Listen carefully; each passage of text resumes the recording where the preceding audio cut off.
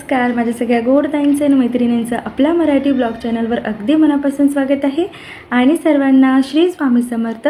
तसेच तुम्ही सगळेजण कसे आहात ताईंनो? तर आज मी तुमच्यासोबत खूप छान असा ब्लॉग शेअर करणार आहे। आणि हा जो ब्लॉग आहे ना, हा होळीच्या दिवशीचा आहे। पूर्ण सणाचा स्वयंपाक, पुरणपोळी सगळं काही या ब्लॉगमध्ये मी तुमच्यासोबत शेअर करणार आहे। तसेच पुरणपोळी एकदम टम फुगण्यासाठी काय करावं ते सुद्धा तुम्हाला या ब्लॉगमध्ये मी दाखवणार आहे। तर प्लीज ताईंनो पूर्ण व्हिडिओ नक्की कंटिन्यू करा। तर आता सकाळची देवपूजा वगैरे माझी झाली, त्यानंतर मग शूट वगैरे केलं नव्हतं। तर आत्ताचे टायमिंग आहे ना, तर आत्ता वाजलेले आहेत 4 आणि आता पटकन मी स्वयंपाकाला लागणार आहे। कारण आता शिमग्याचा पूर्ण मला स्वयंपाक वगैरे करून घ्यायचा आहे आणि होळीला नैवेद्य वगैरे पण दाखवायचा आहे ना, त्यामुळे तर सुरुवातीला ना इथे सकाळी सगळी जी भांडी वगैरे घासलेली होती ना, ती सगळी मी लावून घेत आहे। आणि हे जे जार बघत आहेत ना तुम्ही, तर त्या सगळ्या मी घासून ठेवले होते। तर ते तिथं वाळायला ठेवले, कारण ते पूर्णपणे वाळले नव्हते ना डबे, त्यासाठी। आणि बाकीचे जेवढे काही भांडे होते ते सगळे ट्रॉलीमध्ये लावून घेतले। त्यानंतर वायपरनं ना थोडंसं किचन क्लीन केलं, कारण पाणी वगैरे तिथं होतं त्यामुळे। तर आता मी थोडंसं पाणी वगैरे पिलं आणि आता टायमिंग सांगते तुम्हाला, 4 वाजलेले आहेत। आणि आज थोडं लवकरच स्वयंपाकाला लागले, कारण पुरणाचं सर्व स्वयंपाक करायचा आहे। आणि जेव्हा पण पुरणपोळी वगैरे बनवतो ना, त्यावेळेस स्वयंपाकाला खूप वेळ लागतो, त्यामुळेच मग थोडंसं लवकर लागले। आणि बाळ पण आहे, त्या अधूनमधून मला बाळाला पण घ्यायला लागतं, त्यासाठीच। तर मस्तपैकी आता ना छान अशा पुरणाच्या पोळ्या मी बनवणार आहे आज। आणि त्यासाठी ना ही जी चणा डाळ आहे, अर्धा किलो चणा डाळ मी घेतलेली आहे। तर त्यामधील ना हा जो कप आहे ना, ते 2 कप डाळ घ्यायची आहे। आणि 2 कप डाळ घेतली, त्यानंतर व्यवस्थित निसून घेतली, कारण केर कचरा वगैरे बऱ्याच वेळेस असतो ना, त्यामुळे। तर या डाळमध्ये काहीही नव्हतं। तर 2 कप डाळ घेतल्याच्या नंतर स्वच्छ पाण्याने धुवून घ्यायचं आहे 2 ते 3 वेळेस। 2 ते 3 वेळेस धुवून छान असं घेतलं ना, नंतर आपल्याला स्वच्छ पाणी टाकून थोडीशी हळद टाकून कुकर लावून घ्यायचं आहे। आणि जर तुम्ही ही डाळ आहे ना सकाळी जर भिजत ठेवली, तर मग 4 शिट्ट्या जरी घेतल्या तरी ही चणा डाळ छान शिजते। पण जर तुम्ही भिजत ठेवलेली नसेल ना, कारण मला तर म्हणजे मी विसरून गेले सकाळी, त्यामुळे मग आता डायरेक्टच मी बनवत आहे। तर जेव्हा पण आपण असं डायरेक्ट बनवतो ना चणा डाळ वगैरे शिजायला ठेवतो कुकरमध्ये, त्यावेळेस काय करायचं, 5 ते 6 शिट्ट्या करायच्या, कारण त्यामुळे ना डाळ एकदम नरम अशी शिजून निघते आणि पुरण देखील छान होतं। आणि नॉर्मली बघा चणा डाळ शिजायला थोडासा वेळच लागतो, तर 5 ते 6 शिट्ट्या घेतल्या की छान शिजते। तर चला आता पटकन मी कुकर वगैरे लावून घेते।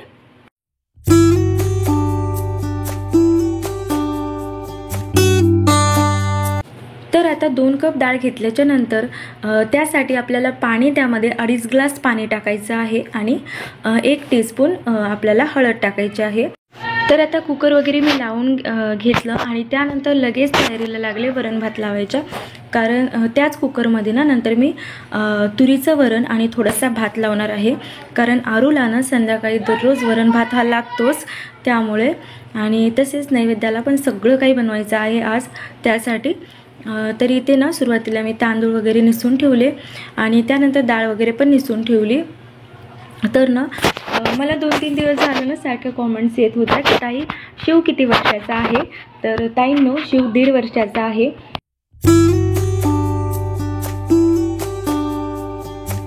तर आता कुकर वगैरे मी लावलं होतं आणि साईड बाय साईड मी दूध पण थोडंसं गरम करून घेतलं, कारण आता मला बाळाला जेवू घालायचं आहे। तर त्यासाठी ना मी अर्धी चपाती घेतली आणि तीच मिक्सरमध्ये बारीक करून घेते, थोडंसं दूध टाकून। आणि त्यामध्ये ना तुम्ही म्हणजे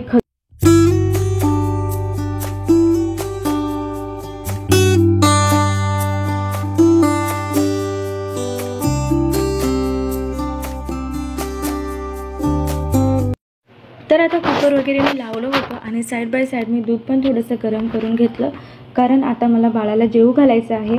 तर त्यासाठी ना मी अर्धी चपाती घेतली आणि तीच मिक्सरमध्ये बारीक करून घेते, थोडंसं दूध टाकून। आणि त्यामध्ये ना तुम्ही म्हणजे खजूर किंवा मग थोडीशी साखर किंवा मग गूळ वगैरे टाकून बाळाला खाऊ घालू शकता।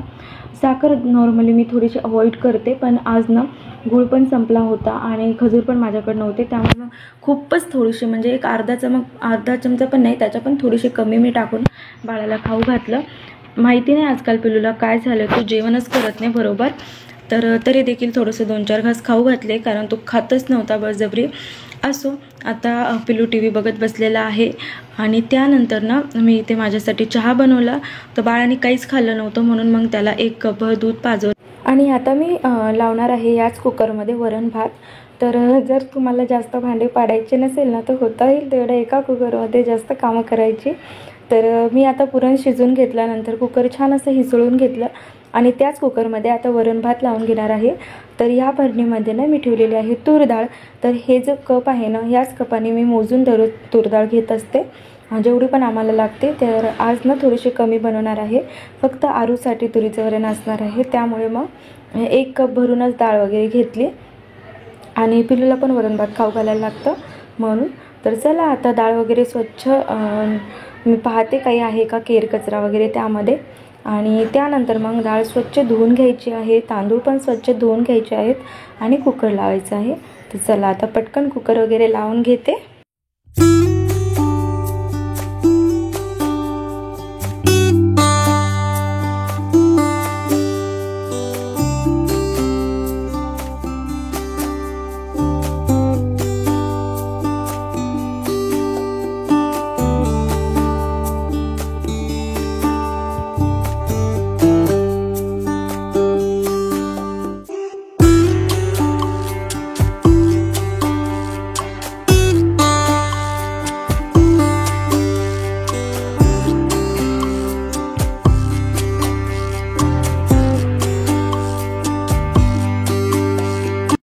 तर आता तूर डाळ आणि तांदूळ मी दोन्हीही स्वच्छ पाण्याने धुवून घेतले 2 ते 3 वेळेस. आणि त्यानंतर ना तांदूळामध्ये मी थोडंसं मीठ टाकले आणि तुरीच्या डाळीमध्ये थोडीशी हळद टाकलेली आहे. तर वरतून ना मी नेहमी अशा पद्धतीने डब्यावर प्लेट ठेवते.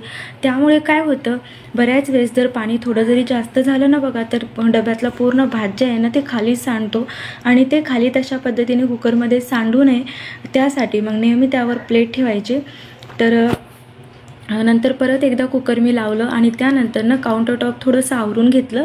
कारण बघा जेव्हा पण असं काउंटर टॉपवर थोडासा देखील गर्दा असतो ना त्यावेळेस मग स्वयंपाक करायला पटकन सुधरत नाही, म्हणजे असं एकदम चळबळल्यागत होतं. त्यामुळे आणि इथे ना आरू सगळ्या त्याच्या मित्रांना घेऊन घरात आला होता खेळण्यासाठी आणि मुलांना ना मी थोडंसं घरामध्ये खेळू देते.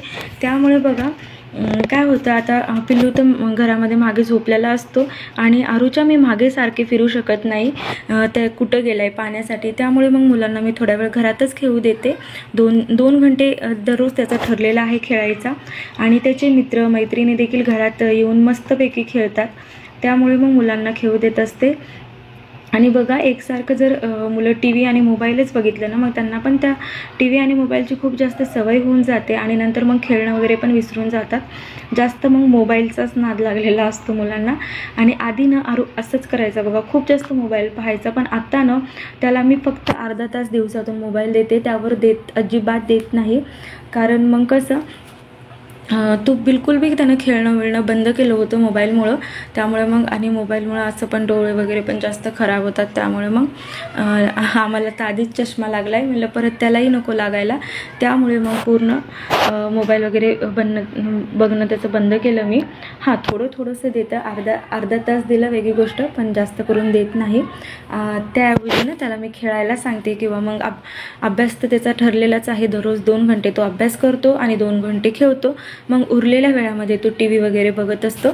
तर चला आता मी इथे पुरण बनवत होते आणि जी ती चाळणी आहे ना बघा त्यामध्येच प्रेस करून मी अशा पद्धतीने पुरण करून घेतलेलं आहे. खूप इझिली चालतं.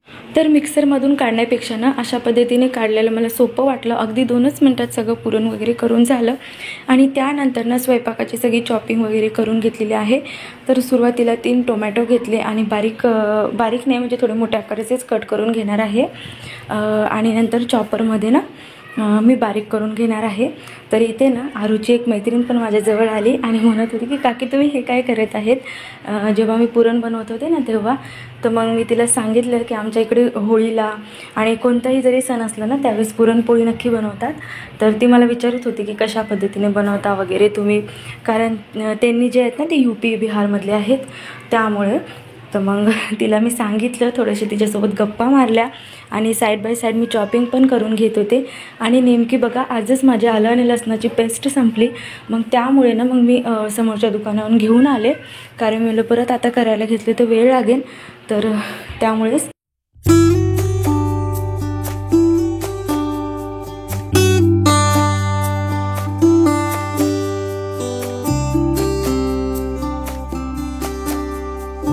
तर स्वयंपाकाची सगळी तयारी केल्याच्या नंतर इथे मी गूळ कट करून घेत आहे. तर सुरुवातीला ना मी खिसणीने थोडा खिसून बघितला, पण खूपच टाईम लागत होता, त्यामुळे मग अशा पद्धतीने ना म्हणजे बारीक करून घेतलेला आहे. कारण ह्यांनी म्हणले होते की आज जे पुरण बनवणार आहे ना ते गुळाचं पुरण बनव, त्यासाठी साखर वगैरे टाकू नको म्हणले. तर म्हणलं ठीक आहे, चला आज बनवून बघूयात. आणि मी फर्स्ट टाईमच ना अशा पद्धतीने ना गुळाचं पुरण बनवत आहे. तर बघू कसं होतं ते. तसं तर मी आईला विचारलं होतं की मला कसं बनवायचं वगैरे सांगता. आईनं मला सांगितलं परफेक्ट. तर तशाच पद्धतीने आज आपण बनवणार आहोत. आणि त्यासाठी ना सुरुवातीला अशा पद्धतीने गूळ मी बारीक करून घेतला. तर आजकाल बघा मार्केटमध्ये ना गुळाचं पावडर देखील भेटतं रेडीमेड, तर ते जरी घेतलं ना तरीही चालतं. तर आता समोरच्या हॉलमध्ये ना आरू आणि त्याचे मित्र वगैरे सगळेजण खेळत होते आणि शिव पण उठला होता, तर शिव पण त्यांच्यासोबत खेळत होता. आणि तर मी थोडंसं बघून आले की शिव काय करत आहे, कारण तो नेमकाच झोपेतून उठला होता ना, त्यामुळे मला वाटलं रडेल, पण तो छान असं खेळत होता. तर मग मी लगेच स्वयंपाकाला लागले. आणि इथे ना पुरणासाठी मी गूळ मोजून घेत आहे, कारण बघा असं जेव्हा आपण ढोबळ मनाने टाकतो ना त्यावेळेस काय होतं, बऱ्याच वेळेस कमी जास्त होतं, म्हणून नेहमी व्यवस्थित मोजून टाकलं ना तर बरोबर पण होतं.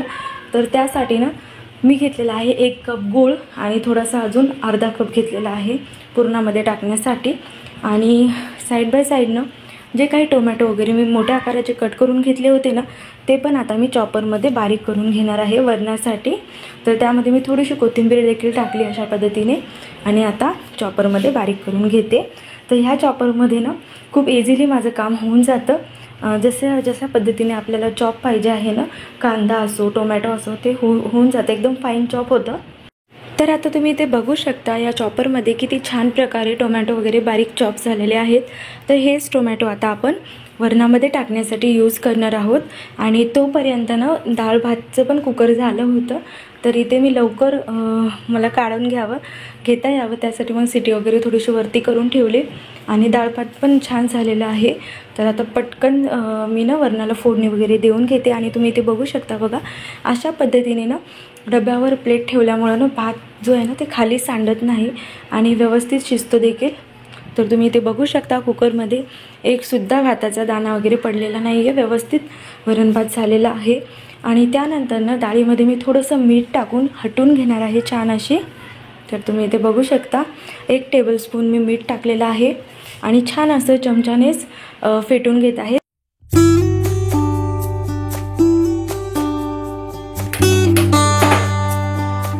तर आता मी बनवत आहे फोडणीचं वरण आणि त्याचबरोबर पुरणाला पण मी चटका देऊन घेणार आहे, म्हणजेच पुरण पण शिजवून घेणार आहे.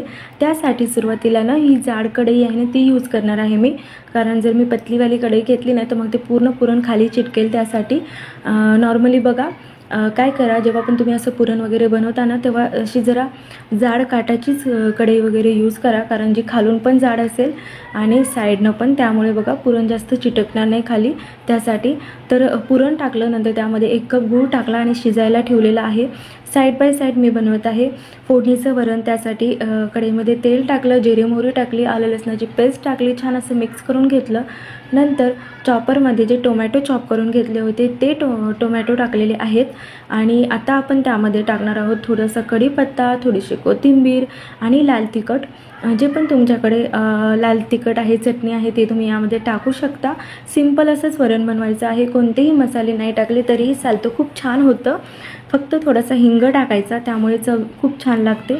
आणि झाकण लावून 5 मिनिट ठेवायचं, कारण त्यामुळे ना जे टोमॅटो आहेत ना ते बघा व्यवस्थित शिजतात त्यासाठी. आणि इथे तुम्ही बघू शकता आता साईड बाय साईड मी पुरण पण हलवून घेत होते, कारण बघा एकसारखं जर मी पुरणापाशीच थांबले ना तर मग माझे बाकीचे कामं राहतील, त्यामुळे मग मी अशा पद्धतीने दोन्हीही करत होते. आणि जे उरलेला गूळ होता ना ते पण मी यामध्ये टाकला. तर 1.5 कप मी गूळ टाकलेला आहे आणि 1 कप साखर टाकलेली आहे. तर साखर कशामुळे टाकली ते पण सांगते, कारण मी आज गुळाचंच पुरण बनवणार आहे. पण साखर मी यामध्ये थोडीशी यासाठी टाकली, कारण बघा जर नुसता मी गुळच यूज केला असता ना तर मग जे पुरण आहे ते खूप जास्त घट्ट झालं असतं थंड झाल्याच्या नंतर, आणि मग पोळ्या व्यवस्थित करता आल्या नसत्या.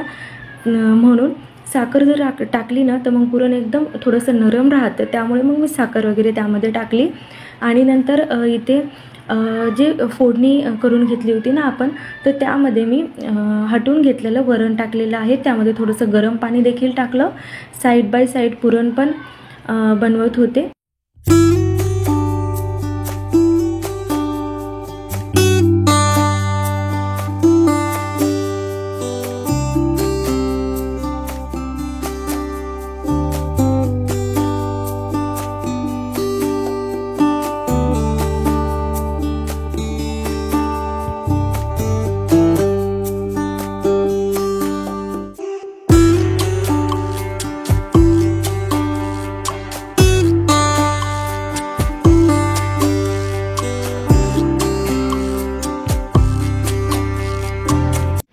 तर आता 7 ते 8 इलायची मी अशा पद्धतीने खलबत्त्यामध्ये टाकून बारीक कुटून घेतलेले आहेत, कारण मला पुरणामध्ये टाकण्यासाठी इलायची पाहिजे होती त्यासाठी. आणि माझ्याकडे ना पावडर पण होतं, पण बघा जेव्हा पावडर आपण करून ठेवतो ना घरी तर 1-1.5 महिन्यानं ना त्याचा वास निघून जातो. त्यामुळे मग मी अशा पद्धतीने कुटून इलायची टाकली आहे पुरणामध्ये, आणि त्याचबरोबर 1 चमचा पावडर पण टाकलं होतं. जेव्हा अशा पद्धतीने कुटून टाकतो ना त्यावेळेस पुरणाचा खूप छान असा अरोमा येतो बघा, आणि तो अरोमा एकदम घरामध्ये छान असा पसरतो, तर छान वाटतं नंतर मग खायला पण आपल्याला. आणि जे इलायची जे टर्पल होते ना ते मी चहापत्तीमध्ये टाकून ठेवले, त्यामुळे ना चहापत्तीची पण खूप छान अशी स्मेल येते म्हणून. आणि त्यानंतर ना गावाकडून मी तूप मागवलेलं होतं, तर पुरणामध्ये ना थोडं 2-3 छोटे चमच मी तूप टाकलेलं आहे, मला आवडतं त्यामुळे. आणि छान होतं पुरण. तर आता तुम्ही इथे बघू शकता पुरण छान असं शिजलेलं आहे, मस्त असा चटका बसलेला आहे पुरणाला, आणि घट्ट पण झालेला आहे. तुम्ही बघू शकता अशा पद्धतीने गोळी बनवू लागली ना पुरणाची तर मग समजून जायचं की आपलं पुरण छान असं झालेलं आहे. आणि तसंच उलटणं ना असं मध्यभागी ठेवून बघायचं की जर तो पडत असेल तर मग समजायचं नाही व्यवस्थित झालं, आणि एकदम असं स्ट्रेट उभं राहिलं तर मग समजायचं की आपलं पुरण एकदम परफेक्ट झालेलं आहे. त्यानंतर आता इथे मी कांदा थोड्या मोठ्या आकाराचा चॉप करत आहे भज्यांसाठी, कारण जास्त करून आम्ही भजी वगैरे नाही बनवत, पण सणाला वगैरे मी बनवते थोडे का होईना. तर त्यासाठी ना मी अशा पद्धतीने कांदा वगैरे कट केला, त्यानंतर खोबरं थोडंसं कट करून घेतलं आहे. तर इथे भज्यासाठी ना मी बॅटर तयार करते, त्यामध्ये थोडंसं कढीपीठ, आलं लसणाची पेस्ट आणि कांदा ना अशा पद्धतीने मी हाताने खोलून टाकत आहे. आणि त्यानंतर थोडासा कढीपत्ता, कोथिंबीर, आणि आता आपल्याला त्यामध्ये ओवा टाकायचा आहे. ओवा अवश्य टाकायचा, कारण जे पण आपण बेसनाचे पदार्थ बनवतो ना त्यामध्ये ओवा टाकला ना तर म्हणजे ते पचायला पण इझी जातात त्यामुळे. आणि त्यामध्ये मग जे बेसिक मसाले आहेत ते ॲड करायचे, लाल तिखट आणि थोडीशी हळदी पावडर आणि चवीनुसार मीठ टाकायचं. त्यानंतर थोडं थोडं पाणी टाकत हाताने किंवा मग चमच्याने मिक्स करून घ्यायचं. तर मी चमच्यानेच मिक्स करून घेत आहे थोडंसं पाणी टाकून, आणि मी खूप थोडेसेच भजे बनवणार आहे त्यामुळे मग थोडं कमीच बॅटर बनवत आहे. कारण बघा जास्त तेलकट घरी कुणी खात नाही, आणि आम्ही खाणारे फक्त 3घच आहोत. पिलू तर खात पण नाही लहान, आरू, ह्यांनी आणि मी, त्यामुळे मग थोडे कमीच बनवले. वरतून परत थोडीशी कोथिंबीर टाकली कमी वाटत होती म्हणून, आणि परत चमच्याने छान असं मिक्स करून घेतलं. आणि आता हे जे बॅटर आहे ना ते मी 10 ते 15 मिनिट तसंच ठेवणार आहे, आणि त्यानंतर मग भजे बनवणार आहे. तर एक विसरले सांगायचं, भजेच्या पिठामध्ये ना मी थोडासा खायचा जो सोडा असतो ना ते पण टाकलेला होता, त्यामुळे छान असे भजे फुलतात आणि खुसखुशीत होतात. आणि जर भजे तुम्हाला कुरकुरीत करायचे असतील ना तर त्यामध्ये सोडा टाकू नका. सोडा नाही टाकला ना मग भजे एकदम कांद्याचे कुरकुरीत होतात, आणि जर तुम्हाला खुसखुशीत भजे पाहिजे असेल तर मग सोडा अवश्य टाका, त्यामुळे मग भजे थोडेसे मऊसूद वगैरे होतात. त्यानंतर या पातेल्यामध्ये थोडंसं खोबरं ना तेलामध्ये मी तळून घेतलं. त्यानंतर थोडासा कांदासुद्धा तेलामध्ये थोडासा फ्राय करून घेतला आणि साईडला काढून घ्यायचा आहे. तर आता आपण बनवणार आहोत आमटी आणि एकदा ना मी अशा पद्धतीने आमटी करून पाहितली, खूपच छान झाली होती, म्हणून मग हीच पद्धत तुमच्यासोबत आज मी शेअर करत आहे। तर सुरुवातीला कांदा खोबरं तळून घ्यायचं तेलामध्ये थोडंसं, त्यानंतर मिक्सरच्या जारमध्ये टाकायचं, त्यात 2 मिरच्या, कोथिंबीर आणि आलं लसणाची म्हणजे आलं लसण टाकायचं, नंतर मिक्सरमधून फिरवून घ्यायचं थोडंसं आणि छान असं वाटण तयार झालं ना, नंतर आपल्याला त्याला फोडणी वगैरे द्यायची आहे। तर इथे बघू शकता मी काम करतच होते, तर पिल्लू पण बराच वेळ झाला खेळत होता, मग तो रडत होता, म्हणून मग मी बाळाला नंतर थोडा वेळ घेतलं आणि त्यानंतर परत स्वयंपाकाला लागले। तर इथे तुम्ही बघू शकता नंतर मी 2 टोमॅटो बारीक कट करून घेतलेले आहेत। तर आमटीमध्ये ना सुरुवातीला मी तेल टाकलं, त्यानंतर मोहरी टाकली, कुणी मोहरी टाकतं, कुणी टाकत नाही, तुमच्या आवडीनुसार तुम्ही टाकू शकता। तर थोडीशी मोहरी टाकली, त्यानंतर ना थोडेसे टोमॅटो टाकले। तर नॉर्मली बघा टोमॅटो वगैरे आपण आमटीत टाकत नाही, पण मी अशा पद्धतीने बनवली होती आणि आम्हाला सगळ्यांना खूप आवडली होती, त्यामुळेच मग मी अशा पद्धतीने बनवत आहे। तुम्ही सुद्धा एकदा नक्की करून पहा, खूप छान आणि टेस्टी बनते। टोमॅटो शिजल्याच्या नंतर ना काळा मसाला थोडासा टाकायचा आहे, थोडासा गोडा मसाला, कोरिएंडर पावडर, थोडीशी हळद आणि लाल तिखट टाकायचं आहे। नंतर टाकायचं आहे त्यामध्ये कढीपत्ता आणि काळा मसाल्याची पूर्ण रेसिपी तुम्हाला हवी असेल तर आपल्या चॅनलवर आहे, तुम्ही तिथे जाऊन नक्की तो व्हिडिओ पहा। नंतर आलं लसणाची पेस्ट टाकली आणि जे वाटण आपण बनवून घेतलं होतं ना ते सर्व यामध्ये टाकायचं, खोबरं आणि कांद्याचं वाटण। त्यानंतर जे डाळीचं पाणी होतं ते थोडंसं 1 चमचा डाळीचं पाणी मी यामध्ये टाकलेलं आहे, जेणेकरून जे मसाले आपण टाकलेत ना ते पातेल्याला खाली लागू नयेत आणि करपू नये त्यासाठी। आणि तुम्ही ते बघू शकता छान असं वाटण शिजलं होतं, तेल सुटलं होतं। त्यानंतर ना मी जे आपण डाळीचं पाणी घेतलं होतं ते यामध्ये टाकलेलं आहे, त्यामध्ये ना 1 चम्मच डाळ घेऊन त्याला मॅश करून मी मिक्स केली होती आणि तुम्ही इथे बघू शकता किती छान अशी आपली कटाची आमटी झालेली आहे। आणि त्यानंतर तोपर्यंत ह्यांनी पण आले आणि आज बघा आज होळी आहे आणि आजच हे तिकडून रंगपंचमी खेळून आले, पूर्ण कलर वगैरे लावून आले। तर त्यांच्या मित्रांनी ना त्यांना कलर वगैरे लावला होता। तर आता ह्यांनी आले आणि येताना ना मुलांसाठी ना पिचकारी वगैरे पण घेऊन आलेली आहेत। तर दोघांना 2 आणल्या, कारण बघा मग एकाला आणली असते ना तर मग भांडणं केले असते त्या दोघांनी, त्यामुळे मग दोघालाही 2 आणल्या।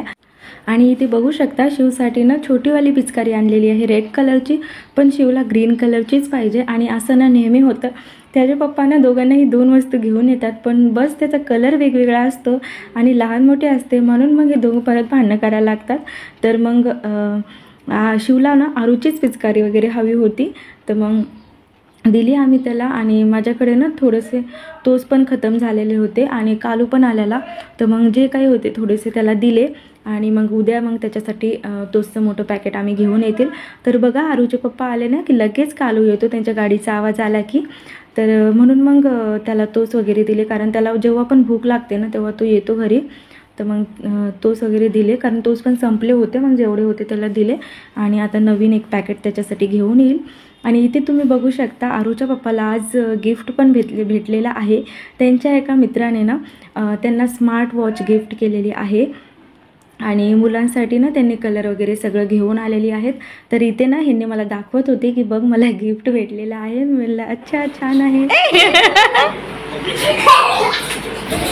सांग ना ए आयुष, आवडली का पिचकारी? बस आवडली तुला पिचकारी आरू? मस्त आहे का? आहो शिवांश बघा, आहो शिवांश बघा, अरे वा पिल्लूला पण मस्त मग ते बघा त्याला घालायची आहे। आता त्याला आता समजलं कशी म्हणजे पिचकारी वगैरे व्यवस्थित घालायची, हे करायचं, खेळायचं, फिट करायला लागेल मागून, तू निघते लगेच। तर आता पुरणपोळीसाठी इथे सुरुवातीला ना कणिक मळून घ्यायचं आहे। तर आज परफेक्ट पुरणपोळी येण्यासाठी कशा पद्धतीने कणिक मळून घ्यावं ते सगळं या ब्लॉगमध्ये तुमच्यासोबत शेअर करत आहे। तर सुरुवातीला ना 4 कप मी गव्हाचं पीठ घेतलं आहे, तर त्यामध्ये ना 1/4 हिस्सा असतो ना बघा, तर तेवढंच आपल्याला मैदा टाकायचा आहे। तर फक्त 1च कप मी मैदा घेतला आहे, त्यामध्ये थोडंसं तेल आणि चवीनुसार मीठ टाकले, त्यानंतर छान असं मळून घ्यायचं आहे। आणि बघा जेव्हा पण तुम्ही मैदा त्यामध्ये टाकताना थोडासा टाकायचा, जास्त टाकायची जरूरत नाही. फक्त एक चपातीचा कसा कोरभर भाग असतो त्याच पद्धतीने गव्हाचं पीठ 6 कप घेतलं तर 1 कप मैदा टाकायचा आणि छान असं मळून घ्यायचं. एकदम पातळ आणि एकदम घट्टही नाही, नॉर्मल असं मीडियम आपल्याला मळून घ्यायचं आहे. आणि बघा जेव्हा कणिक छान असं मळल्या जातं ना त्यावेळेस चपात्या पण छान होतात. आणि कणिक मळताना मैदा अवश्य टाकायचा, थोडासा टाकायचा. त्यामुळे बघा जर नवीन कुणी ताई असतील, पहिल्यांदाच पुरणपोळ्या बनवत असतील तर त्यांची पुरणपोळी कधीही फुटणार नाही आणि एकदम परफेक्ट होईल. तर त्यासाठी मग अशा पद्धतीने करायचं. सुरुवातीला बघा मला पण यायचं नाही, तर हे सगळं मी माझ्या आईकडून शिकले. कारण मी ना लग्न झाल्याच्या नंतर मला पुरणपोळ्या वगैरे यायच्या नाही, तर मी माझ्या आईला कॉल करून विचारायचे बघा की मी आता कशा पद्धतीने करू. तर ना माझ्या आईनं मला अशी पद्धत सांगितली आणि त्यानंतर बघा त्या दिवशीपासून माझी पुरणपोळी कधीच फुटली नाही, एकदम परफेक्ट अशी बनते. तर अशा पद्धतीनेच करायची आहे. तर सुरुवातीला बघा अशा पद्धतीने पान लाटून घ्यायचं, म्हणजे चपाती गोल लाटून घ्यायची. त्यानंतर पुरण ना अशा पद्धतीने गोल चपातीवर ठेवायचं. नंतर काढेला ना तेल लावायचं काठांना आणि अशा पद्धतीने जसं आपण मोदक वगैरे करताना करतो तसंच करून घ्यायचं. जसं आपण सिंपल चपात्या बनवताना करतो ना बघा, त्याच पद्धतीने आपल्याला करायचं आहे. आणि नंतर एकदम हलक्या हाताने आपल्याला चपाती लाटून घ्यायची आहे. जास्त दाब द्यायचा नाही, त्यामुळे चपाती फुटू शकते. नॉर्मली बघा जेव्हा तुम्ही मैदा चपात्याच्या पिठामध्ये टाकता त्यामुळे चपाती फुटत नाही, पण तरी देखील हळून बनवायची आहे आपल्याला. तर तुम्ही इथे बघू शकता किती छान अशी चपाती झालेली आहे, फुटली वगैरे काहीच नाही, एकदम परफेक्ट झालेली आहे. आणि त्यासाठी ना पुरण पण परफेक्ट होणं खूप गरजेचं असतं.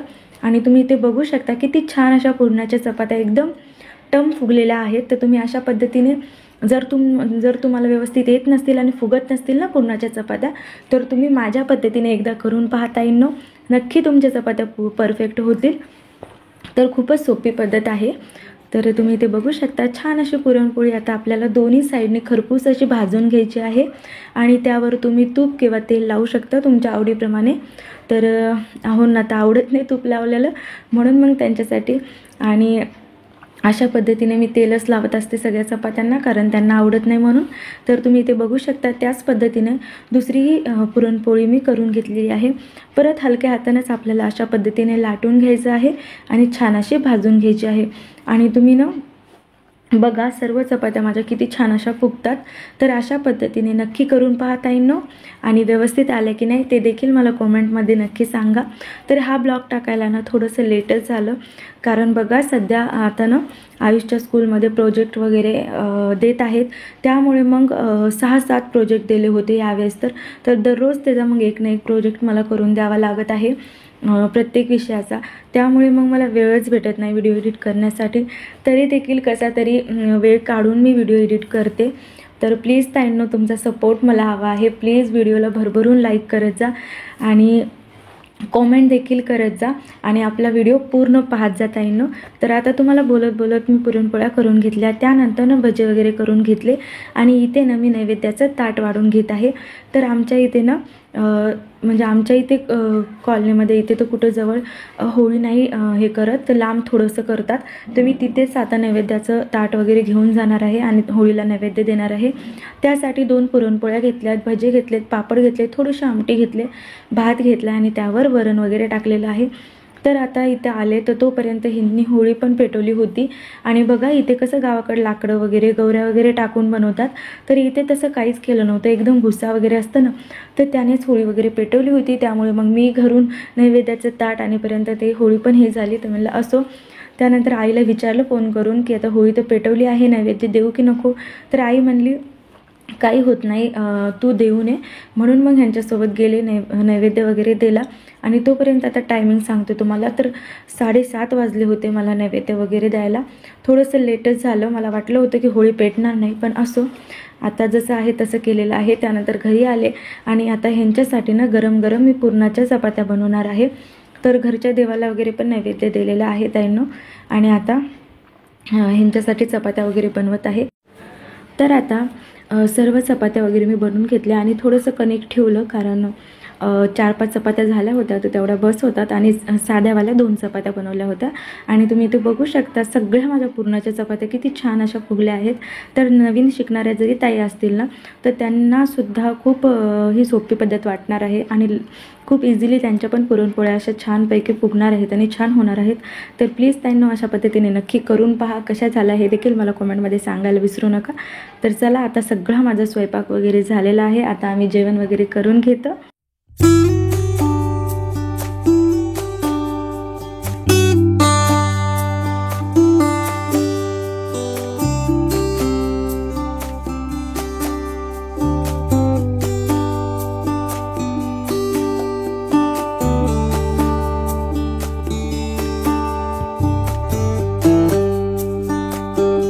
तर आज जेवणामध्ये काय काय बनवलं ते तुम्हाला सांगते.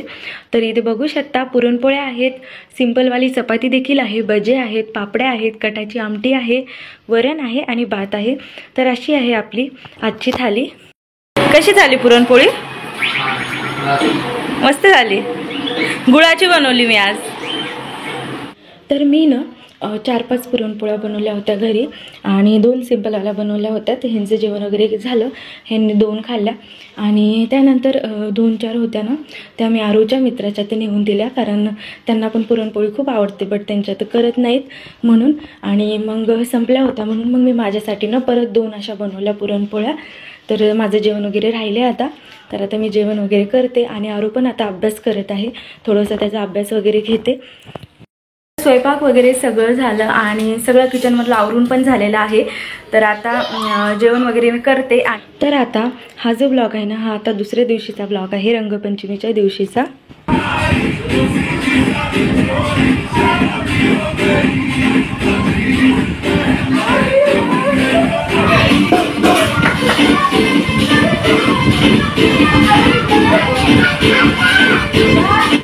तर आता ना बाहेर न सगळेजण मला बोलवत होते पण मी अजिबात गेले नाही, कारण मला माहिती होतं एकदा बाहेर गेले ना मग तर मध्ये येणं मुश्किल आहे. त्यामुळे मग घरीच आम्ही थोडेसे कलर वगैरे खेळले. आरूच्या पप्पाला थोडासा कलर लावला, मुलांना लावला, शिवला लावला आणि अशा पद्धतीने सिंपल अशी आपली रंगपंचमी झालेली आहे. आणि त्यानंतर ना आरूचे पप्पा इथे शिवला बाहेर घेऊन बसले होते आणि इथे बघू शकता तुम्ही पायऱ्यांचं सगळं काय हाल केलं आहे. पूर्ण घरादाराने आज कलर झाला होता. आणि बघा मुलं ना इथं फटाकड्या पण वाजवत होते, माहिती नाही बॉम्ब वगैरे लावत होते. मला समजत नव्हतं की आज रंगपंचमी आहे का दिवाळी आहे. एवढे बॉम्ब लावत होते ना, आणि ते पण सुतई बॉम्ब. आणि तर शिव खूप घाबरत होता. मग नंतर मी म्हटलं थोडंसं त्याला बाहेर बसवून घरात घेऊन या, कारण कसं फटाक्याच्या आवाजानं वगैरे मुलं घाबरतात ना त्यामुळे. आणि इथे बघू शकता आरू पूर्णपणे भिजून आलेला आहे, कलर वगैरे खेळत आहे आणि त्याला पिचकारी वगैरे खूप जास्त आवडली आहे बघा. तर तो खेळत आहे.